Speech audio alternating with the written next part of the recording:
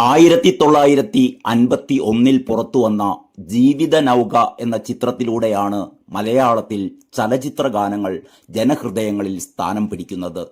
പക്ഷേ ആ പാട്ടിലെ സംഗീതമെല്ലാം ഹിന്ദിയിൽ നിന്നും തമിഴിൽ നിന്നും കടമെടുത്ത ഈണങ്ങളിലായിരുന്നു. മലയാളത്തിന്റെ മണവുമായെത്തിയ നീലക്കുയിലിലെ തേനൂറുന്ന ഗാനങ്ങൾ കേരളം മൂളി നടക്കാൻ തുടങ്ങിയതോടെ ചലച്ചിത്ര ഗാനങ്ങളുടെ വസന്തകാലം ആരംഭിക്കുകയായി. അതോടെ ചലച്ചിത്ര ഗാനങ്ങളുടെ രംഗാവിഷ്കാരങ്ങൾക്കും ഒട്ടനവധി പ്രേക്ഷകരുണ്ടായി തുടങ്ങി.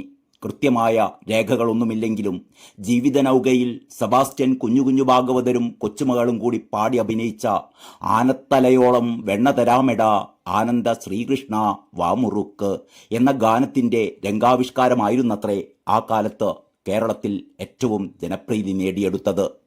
അതിന് പിന്നാലെ വന്ന നീലക്കുയിലിലെ എല്ലാരും ചൊല്ലണ് കല്ലാണ് നെഞ്ചിലെന്ന് എന്ന ഗ്രാമവിശുദ്ധിയുടെ പ്രതീകമായ ഗാനത്തിനും അരങ്ങിൽ വൻ സ്വീകാര്യതയാണ് ലഭിച്ചത്.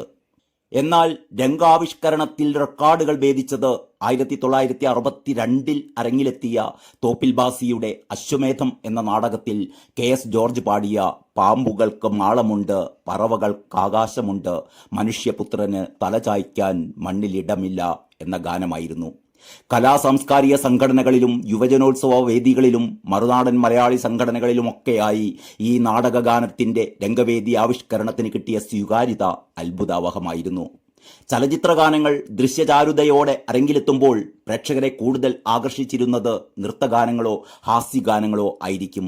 1972 തിയേറ്ററുകളിലെത്തിയ മയിലാടുംകുന്ന് എന്ന ചിത്രത്തിൽ CO ആന്റോയും ലതാരാജുവും പാടിയ പാപ്പി അപ്പച്ച അപ്പച്ചനോടോ അമ്മച്ചിയോടോ പാപ്പിക്ക് സ്നേഹം എന്ന ഹാസ്യഗാനം ഇത്തരത്തിൽ വമ്പിച്ച ജനപ്രീതി നേടിയെടുക്കുകയും അക്കാലത്ത് ഒട്ടേറെ രംഗവേദികളിൽ അവതരിപ്പിക്കപ്പെടുകയും ചെയ്തു.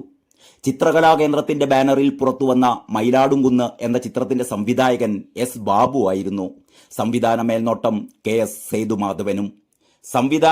സംവിധാന മേൽനോട്ടവും ടൈറ്റിലിൽ പ്രത്യക്ഷപ്പെടുന്ന ആദ്യത്തെ ചിത്രവും ഇതാണ് എന്ന് തോന്നുന്നു. മുട്ടത്തുവർക്കിയുടെ ഗ്രാമസ്പന്ദനങ്ങൾ തുടിക്കുന്ന കഥയ്ക്ക് KT മുഹമ്മദാണ് തിരക്കഥ എഴുതിയത്. വയലാർ ദേവരാജൻ ടീം സംഗീത വിഭാഗം കൈകാര്യം ചെയ്തു. പ്രേംനസീർ, ജയഭാരതി, KP ഉമ്മർ, സുജാത, അടൂർ ബാസി, ശങ്കരാടി, മുതുകുളം രാഘവൻപിള്ള തുടങ്ങിയവർ അഭിനയിച്ച ഈ സിനിമയിലെ മറ്റൊരു ഗാനവും വളരെ പ്രശസ്തി നേടുകയുണ്ടായി. വയലാർ ദേവരാജൻ യേശുദാസ് കൂട്ടുകെട്ടിലിറങ്ങിയ ഏറ്റവും മികച്ച പ്രണയഗാനങ്ങളിലൊന്നായി ഇന്നും വിലയിരുത്തപ്പെടുന്ന ഒരു മലയോര ഗ്രാമത്തിന്റെ ശാലീന സൗന്ദര്യം തുളുമ്പി നിൽക്കുന്ന സന്ധ്യമയങ്ങും നേരം ഗ്രാമചന്ത പിരിയും നേരം ബന്ധുരേ രാഗബന്ധുരേ നീ എന്തിനീ വഴി വന്നു എനിക്കെന്ത് നൽകാൻ വന്നു എന്ന വരികൾ മനസ്സിലുണർത്തിയ മാസ്മരിക ഭാവങ്ങൾ പറഞ്ഞറിയിക്കാനേ വയ്യ. എത്ര സുന്ദരമായ കൽപ്പനകളാണ് വയലാർ ഈ ഗാനത്തിൽ എഴുതി ചേർത്തിരിക്കുന്നത് എന്ന് നോക്കൂ. കാട്ടുതാറാവുകൾ ഇണകളെ തിരയും കായലിനരികിലൂടെ, കടത്തുതോണികളിൽ ആളെ കയറ്റും കല്ലൊതുക്കുകളിലൂടെ, തനിച്ചു വരും താരുണ്യമേ എനിക്കുള്ള പ്രതിഫലമാണോ നിന്റെ നാണം.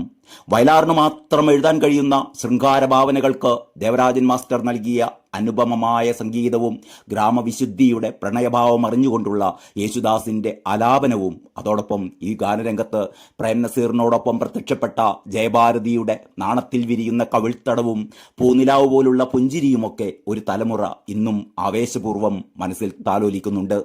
മയിലാടുംകുന്നിലെ മറ്റൊരു ഹിറ്റ് ഗാനമായിരുന്നു സുശീലയും മാധുരിയും പാടിയ മണിച്ചിക്കാറ്റേ നുണച്ചിക്കാറ്റേ മയിലാടുംകുന്നിലെ കൊതിച്ചിക്കാറ്റേ ഉണ്ണാൻ വാ ഉറങ്ങാൻ വാ ഊഞ്ഞാലാടാൻ വാ. സുശീലയും മാധുരിയും ഒന്നിച്ച എല്ലാ പാട്ടുകളും എക്കാലത്തും നിത്യഹരിതമായി നിലനിൽക്കുന്നുണ്ടല്ലോ. താലി കുരുത്തോല പീലി കുരുത്തോല ആലപിച്ചത് P ലീല, ഈശോ മറിയം ഔസേപ്പേ ആലപിച്ചത് P സുശീല എന്നിവയായിരുന്നു ഈ ചിത്രത്തിലെ മറ്റു ഗാനങ്ങൾ. 1972 ഏപ്രിൽ 28 തിയേറ്ററുകളിലെത്തിയ മയിലാടുംകുന്ന് എന്ന ചിത്രം 54 വർഷം പൂർത്തിയാക്കിയിരിക്കുന്നു.